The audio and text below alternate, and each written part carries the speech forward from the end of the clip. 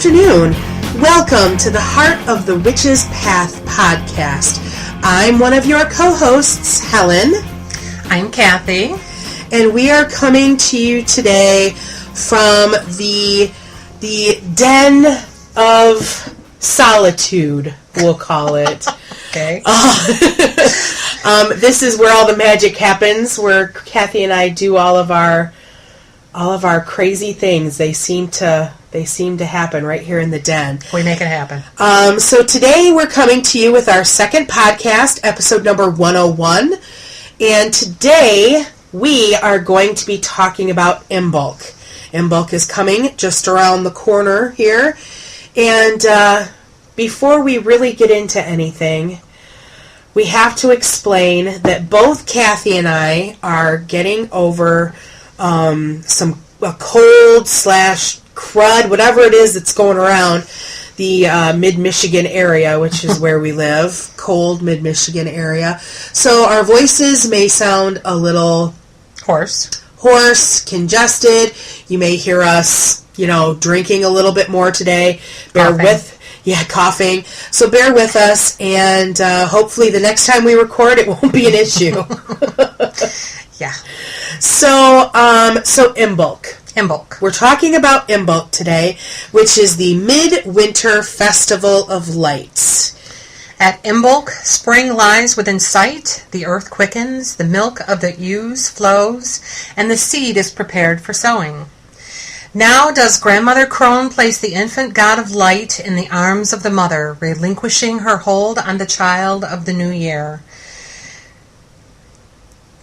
The season begins to turn once more, her time of midwifery is past, and the crone departs to reunite with the Holly Kings in the land of snow and ice. Snowier and icier than Michigan, Correct. Yes. Imbolc happens to be a personal favorite Sabbat of mine because anyone who knows anything about the craft knows that Imbolc is the Sabbat that is sacred to the goddess Bridget. The Bridget goddess of smithing and poetry and fire. And it's special to me because she is my patron goddess.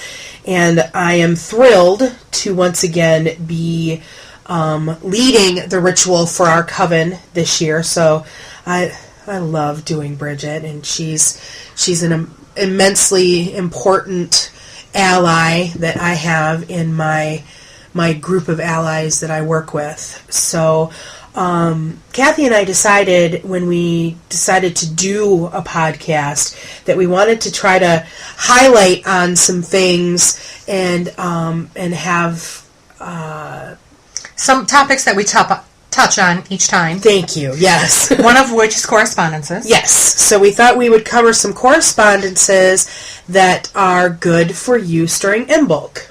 Right. And it is possible to do a Google search to find all kinds of correspondences, or you can pick up any number of books to come up with really more correspondences than you could even ever figure out what to do with. Right. So we're just going to mention a few different ones that either we use or we think are pertinent to Imbolc. And something about correspondences and magic in general that we should probably mention is that it's very personal. And if it means something to you and it works for you, use it. Definitely. If it doesn't, throw it out. Find something that does work for you. Right. And if you're not sure on something, like if you're doing some searches or if you're doing some journey work about what works well for you, a really important rule that we've learned through one of our teachers, Christopher Penzac, is that if something comes to you in threes, then it's probably trying to speak to you. So, right. And that's something that we can talk on another podcast. Maybe with Christopher himself. You never know. So let's talk about correspondences. Right. So the stones for Imbolc, there are many.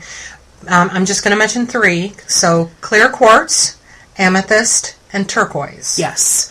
I know that turquoise we used in our Sabbat necklaces.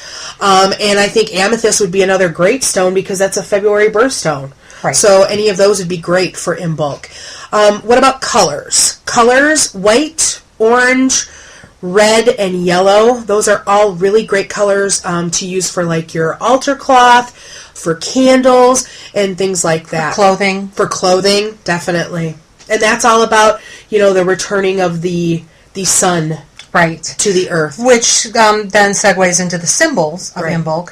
Imbolc is also known as Candlemas. So, of course, candles and anything that provides light is a symbol of Imbolc. Bridget's cross is huge. We'll talk about that more in the crafting section of what we're discussing today. The priapic wand, which is another topic that we'll be discussing later.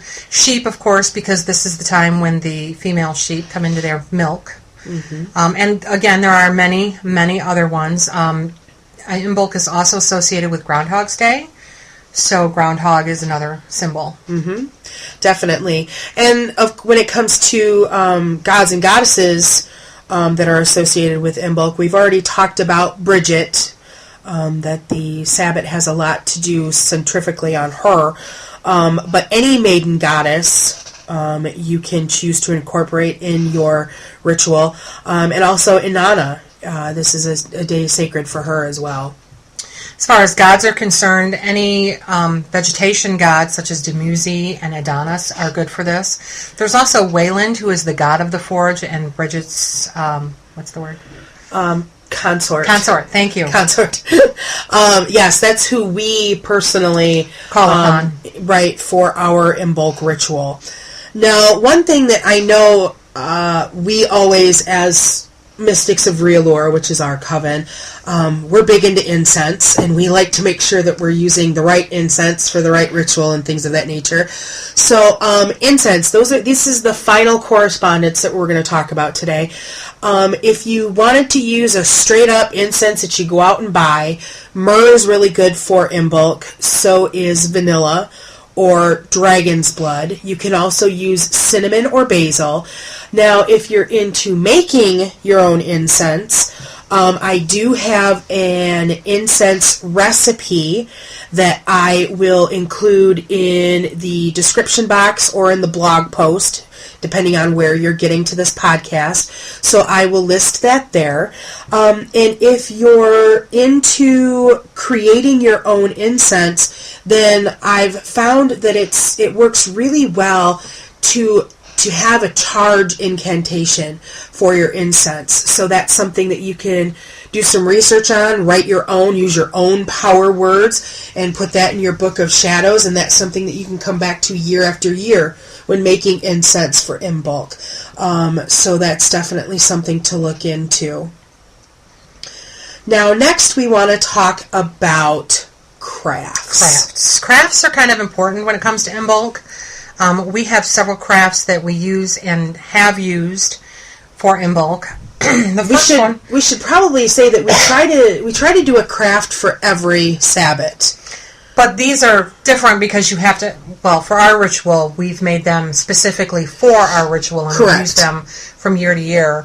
The first one is the priapic wand, which everybody goes, what the hell is a priapic wand? So basically, it is a wand. Traditionally, it has an acorn or some kind of nut on it. Ours does not, because we couldn't figure out a really good way of attaching it. So, this is basically it's a fertility symbol, and the wand that we have made, I took a piece of round stock wooden dowel, and I had my husband, who is wonderful, drill holes on the end, and I used colored beads for, Imbolc, and I strung beads, and I wrapped it around the wand and attached it at both ends. You can also use ribbon. A lot of people will use ribbon for a priapic wand. You could paint the dowel if you wanted to. Instead of a dowel, if you wanted to go get a tree branch, right? You could use that. It's a wand, so it's the same kind of basic stock that you could use for anything. You could take a wand that you use personally in your practice and put ribbons on it and use that for the priapic wand. Mm-hmm. We just chose to make one that was specifically for Imbolc, that we only use for the Imbolc ritual. Right. And of course, if you don't have the means for making that or don't want to, of course you can use your power hand for direction. Depending on what you're using it for in the ritual. There is a part in the ritual where you lay it across the corn dolly, which we're going to talk about next. So it just depends on what you want to do. Again, if it works for you, use it. Right. If it doesn't, don't use it. And it just so happens that it worked for us to have our own priapic wand, and it's something that we keep in our cabinet, and we use it year after year. Right. So we talked about, I mentioned the corn dolly. Some people are very intimidated by the corn dolly, and I was when we first started making them, because how the hell do you make a corn dolly?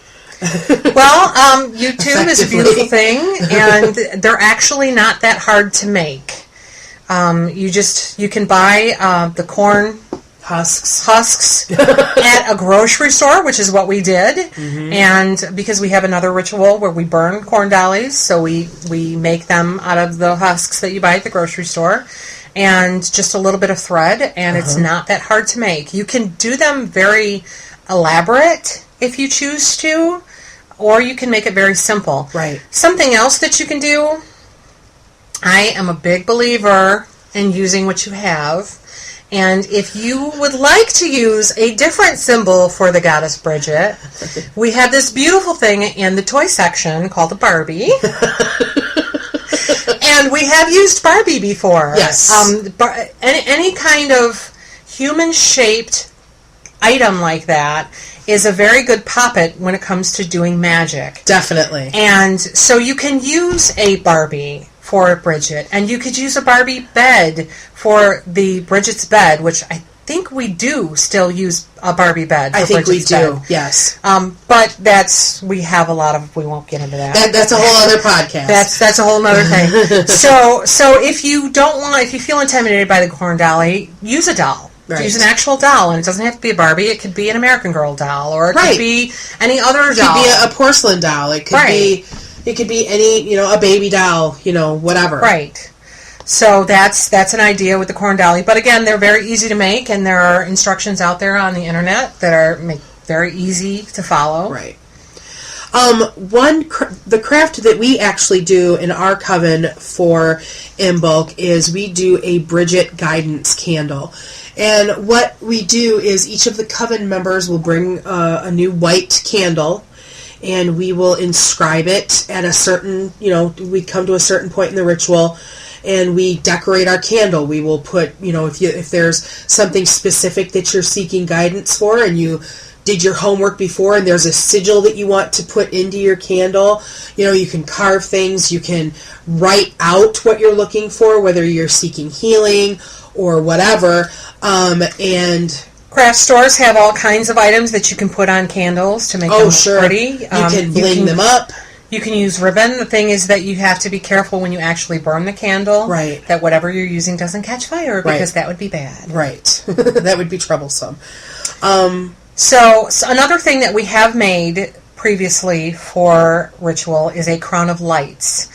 And this is a circlet that has candles stuck into them that you can light the candles and wear that. Generally, it's a maiden that wears that coming into ritual. Wasn't that popular in Scandinavia or something like that? Seems like. Yeah. It represents Lucina, which is the Roman goddess of light. Yeah. It's the symbol of the year warmed and lighted again by the returning sun. And I did make ours. I used a wreath, foam wreath that I bought at Joann's, and some greenery that I bought at Joann's that I hot glued to it. Right. And then I had my wonderful husband go buy me some brass or copper plumbing fittings that I glued onto that held the candles. And we have used that in ritual. It's very easy to do. Beautiful. Again, there's all kinds of things on the internet to show you how to do that. Right.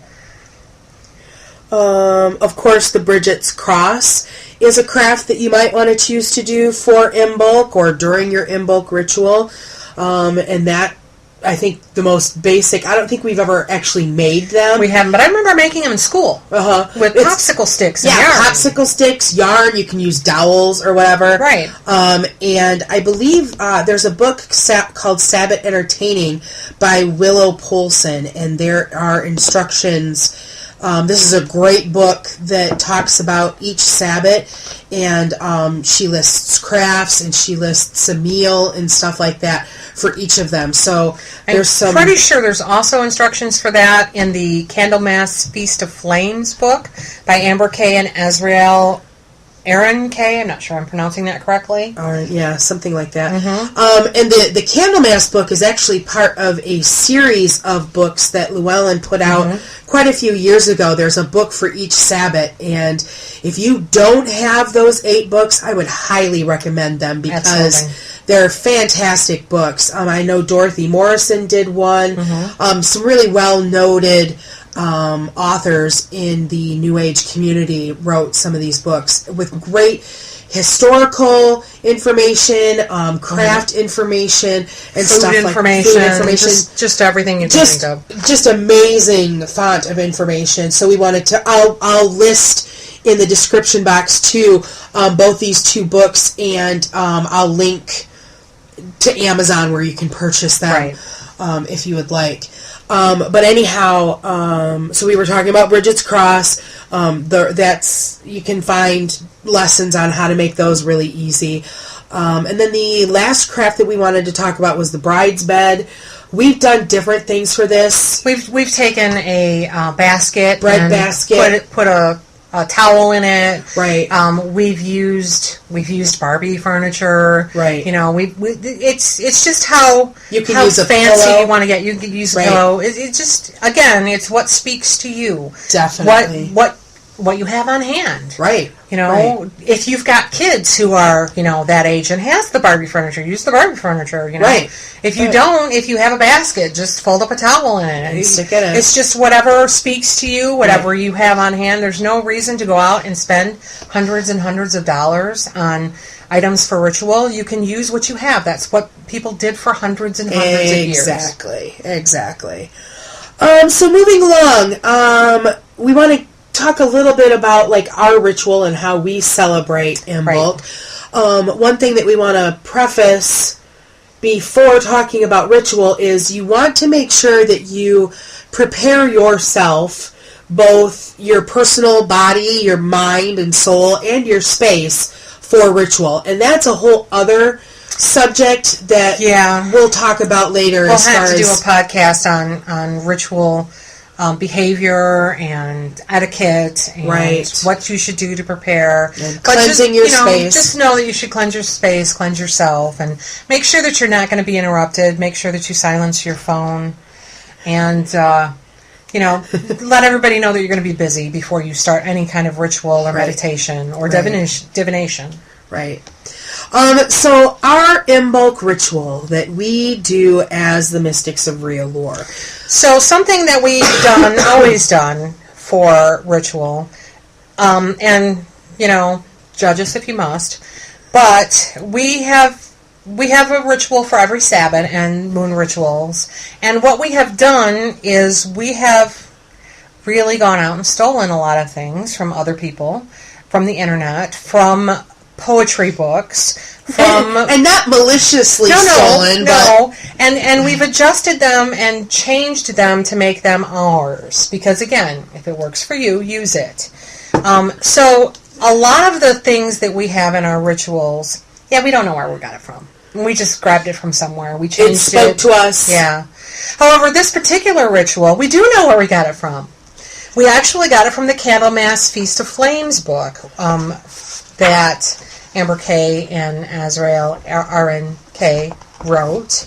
And in chapter 6 of that particular book, they have a ritual.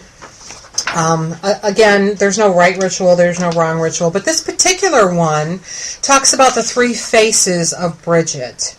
And so you have 3 women. Obviously, this couldn't be a solitary ritual, but it's good for a coven. You have 3 women, and each of them become an aspect of Bridget. They wear clothing corresponding to that aspect of Bridget. They stand in a quarter that is corresponding to that aspect of Bridget. And we have candles that we light and blow out and light and blow out. And for this particular ritual, we use wooden matches. Just because specifically I think that it's a little more, meaningful. Yeah, meaningful rather than sparking a lighter. And what I really like about the inclusion of that into our ritual is that it's very mystery driven. It is. It talks about the different aspects of Bridget historically, because if you know anything about Bridget, you know that, she was a Celtic goddess of smithy and fire and things of that nature, poetry, but there was also a Saint Bridget that was recognized by the Catholic Church, and there was a well that is sacred to her in Ireland. And so and there was a fire that was an eternal burning fire that they had lit at a monastery or a nunnery or something that they kept lit all the time for Saint Bridget, but really it's the goddess Bridget. For goddess Bridget. And she was decanonized. I believe she was. I don't remember when. But the thing about this is that it's, and we can't really convey the mystery, in a podcast, but it's very mystery driven to think about the history of Bridget and where she comes from and what can be gained by a relationship with her. And I love this part of it. And I like it when we're a small coven in nature, but I like it when we have more than just, because this ritual requires 3 people to be Bridget. I like it when there's more than 3 people, because then those people can really appreciate. Right, they can just experience that part of the ritual and just and really get something out of it. I hope. Well, so we generally each are an aspect of Bridget, and it's very powerful to feel that energy moving. Definitely. So our particular ritual, when we do a ritual, of course, we cleanse the area, we ground and center, we set the circle, we call upon the goddess and God, and for this particular ritual we call upon Bridget, and we call upon Wayland, and ask them to come into the circle. We then talk about what the ritual is for, and then we move into, we set up the corn dolly and the bride's bed and the priapic wand. I'm not going to go into details because I think we're kind of running a little long. Well, and everybody, I mean, your Imbolc ritual should be specific to your needs. Right, so right. I don't think we really need to. And the next part of the ritual really is almost straight out of this book. So we have the 3 aspects of Bridget, and we talk about the history of Bridget and her shrine, and the light of the goddess and how it's been blown out and relit and blown out and relit. So it's a very meaningful, very moving ritual that we just really love to do. Right. Then we do our craft. Right. And we try to incorporate divination into each of our rituals. And I know that, especially for this ritual, I try to make sure that I bring my Ogham. Right. Tarot is, of course, a very widely popular form of divination for witches, and so we have those available too. But what are some other? Well, ones that are specific to Imbolc, because this is kind of a fire Sabbat. Of course, pyromancy is a big one now. Pyromancy is a big word. It's basically fire gazing. And you want to do this undisturbed. You can either use a candle or you can actually have a fire. You focus on your question while focusing on the flame. You also want to listen for any pops or crackles and just really keep your mind open to see what you can get out of it. You could look at the coals if you have a fire when it burns down. One that's related to pyromancy is libanomancy, which is smoke divination. And you can do that from the smoke from the fire or from incense. Again, you're still looking for shapes in the smoke that speak to you. A fun one, I think, is ceromancy, which we haven't done, and I think we should. You take melted wax that you melt in a double boiler, and you pour it into a bowl of water. And once you have all the wax in the bowl of water, then you kind of fish it out of the water and you put it on a paper towel, and you look at this shape that you're left with to see what you can discern. What is it saying to you? So I thought that was a very interesting divination. Definitely something interesting to try. Right. For sure. The last thing that we wanted to kind of cover is feasting. Food. Because we all like to eat, I think. That's safe to say. And there are different foods that are good for different Sabbats of the year. So Imbolc, dairy is very important. So you can do cheese trays. You can do creamy soups, which I think this year we're going to do a super easy cream of potato soup that we've done before that everybody liked. It's really easy. It's a slow cooker and 4 ingredients. And I'll go ahead and I'll list that recipe in the description box and blog posting as well, because it's something you can throw in a crock-pot and let it go and serve it up when it's ready. It's really good. You can also do a winter green salad that has stuff like chard and red kale in it. There isn't really any meat specifically. Or not a lot, anyway. Right. The foods at this time of year, traditionally, people are running out of things in their pantry and their cupboards because traditionally, people couldn't go to Myrrh and pick up whatever they needed. Right. It was what was left over at the end of the year. Right. So meat wasn't really left over unless they actually went out and, killed a cow or something. Exactly. So grain cakes and breads are good.